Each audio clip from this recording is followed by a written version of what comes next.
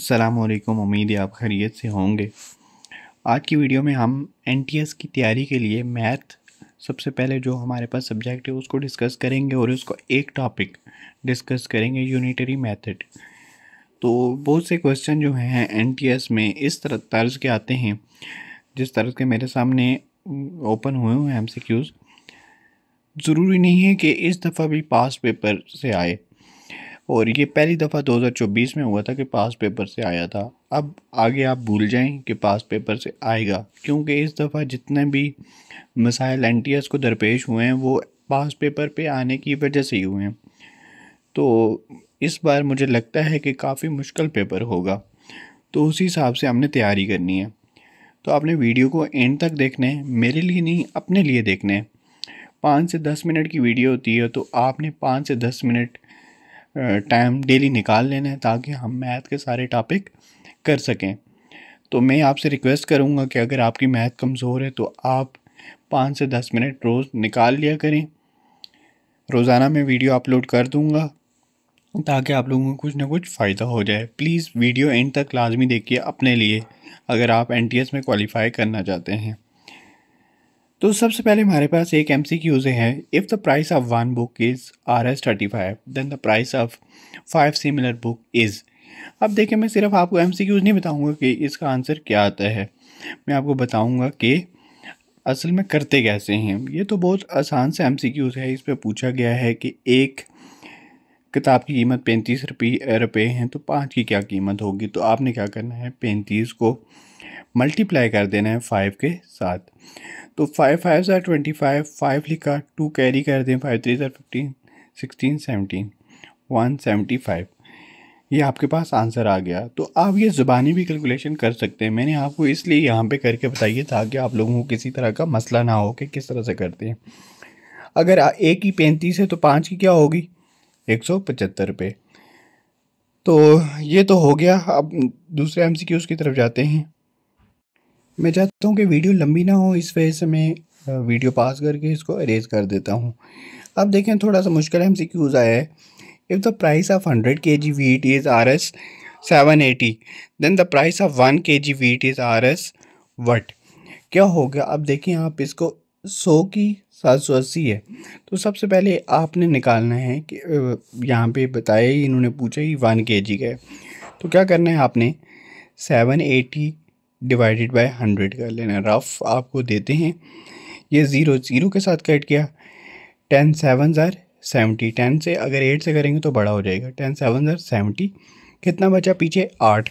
तो 8 क्या होता है, इससे छोटा होता है 10 से। तो हम क्या करेंगे, पॉइंट लगाएंगे तो ये 80 हो जाएगा। 7 8 ज़ार 80। तो अब आपको ज़्यादा करने की ज़रूरत नहीं है। यहाँ पे 7.80 नज़र आ रहा है और कहीं पे कोई पॉइंट नहीं है, तो ये वाला आपके पास सही होगा। तो आप आसानी से ये कर सकते हैं। अब आगे थोड़े मुश्किल आ रहे हैं, वो मैं आपको दिखाता हूँ।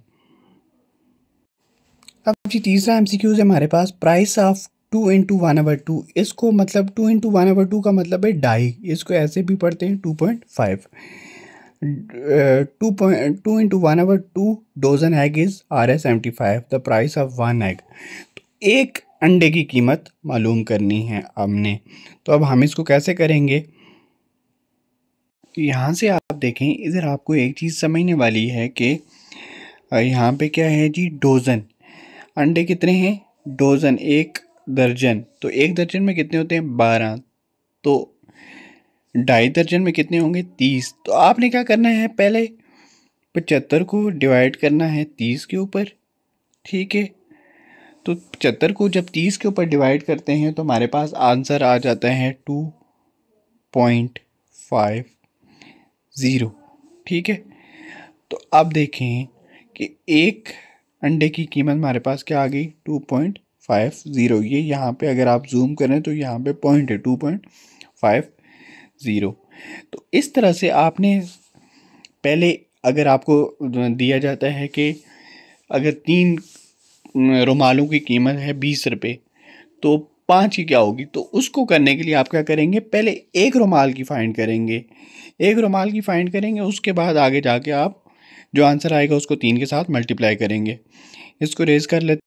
अब हमारे पास नेक्स्ट क्वेश्चन है, price of 20 kg floor is 160 5 what is the price of 1 kg floor. तो अब मैंने आपको वही एग्जांपल जो दी थी, पहले वो कह रहा है कि 20 kg फ्लोर की आटे की कीमत है 165 रुपये। तो 1 kg की क्या होगी, यहाँ पे अगर 3 kg होता तो तब डिफरेंट सिचुएशन में होता, या 2 kg होता। अब उन्होंने पूछा ये कि तो ये आपके लिए सिंपल है। तो आप क्या करेंगे, 165 इस वैल्यू को इसके ऊपर डिवाइड कर देंगे 20 के ऊपर, तो ये आंसर आ जाएगा हमारे पास 8.25। ये अब आप सोच रहे होंगे ये किस तरह से आपको पता है कि ये इसका आंसर क्या आएगा। तो ये प्रैक्टिस की वजह से है, 8.25 आएगा। तो उन्होंने पूछा ही कि इसका 1 kg फ्लोर का है, तो यहाँ पे हम इसको टिक कर देंगे। अब आगे जाते हैं हम। अब ये जो 3 क्वेश्चन हैं, 5वां, 6ठा और 7वां, ये क्वेश्चन आपने करने हैं। आप इनके मुझे कमेंट सेक्शन में करेक्ट आंसर भी बता सकते हैं, क्योंकि अगर आप प्रैक्टिस करेंगे तभी जाके आप कुछ ना कुछ कर सकेंगे। अगर आप प्रैक्टिस ही नहीं करेंगे तो मैं सिर्फ करवाता रहूँगा, उसको आपको कोई फ़ायदा नहीं होगा। तो इसके बाद नीचे जाते हैं। If the price of 10 dozen handkerchief is 108, what will the price of 1 handkerchief. तो वही बात है कि 10 दर्जन का मतलब होता है कि आपके पास 10 मल्टीप्लाई बाय 12, 10 मल्टीप्लाई बाय जब आप 12 करेंगे तो आपके पास आंसर आ जाएगा 120। मतलब 120 रुमालों की कीमत है 108 रुपये। तो वो पूछते हैं आपसे कि एक जो हैंडकरचीफ है, मतलब एक जो रुमाल है, उसकी कीमत क्या होगी। तो 108 डिवाइडेड बाय आप क्या करेंगे, 120 करेंगे आप। तो आपके पास क्या आंसर आएगा, what will the price of 10 dozen को आप क्या करें, 10 एक दर्जन में होते हैं 12, तो 10 मल्टीप्लाई बाय 12 करें। सबसे पहले इसको आंसर आ जाएगा 120। ठीक है, उन सब की कीमत कितनी है, 108 रुपये। तो then what will be the price of 1 handkerchief. तो एक की कीमत क्या होगी, तो यही जो है 108 है, 108 डिवाइडेड बाय 120, तो इसका आंसर आ जाएगा 0.9। तो हमारे पास इसका आंसर आ जाएगा 0.9, लेकिन यहाँ पे दिया हुआ है 9, तो इसको 0.9 कर देंगे क्योंकि यही करेक्ट आंसर है इसका। इसके बाद आगे हमारे पास, if the price of 6 fan is 10950, then the price of 16 fans. तो सबसे हम पहले क्या करेंगे, 10950 को डिवाइड करेंगे 6 के ऊपर। इसी तरह से कर सकते हैं, 6 1 ज़र 6, तो इधर 4 बचा है, इधर 49, 6 7 ज़र 6 8 ज़र 48। अब 1 बच गया इधर, 6 2 ज़र 12, इधर 3 बच गया तो 6 के साथ जुड़ जाएगा तो 36 हो जाएगा, 6 6 ज़र 36, 1826 हमारे पास आंसर आ गया।